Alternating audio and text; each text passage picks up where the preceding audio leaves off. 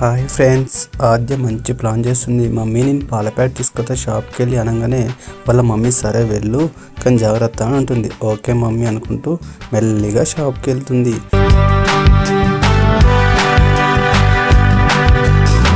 1 2 3 4 5 6 7 8 9 10 అమ్మో 10 మెట్లు ఉన్నాయా అనుకుంటూ మెల్లగా దిగి షాప్కి వెళ్ళిపోతుంది.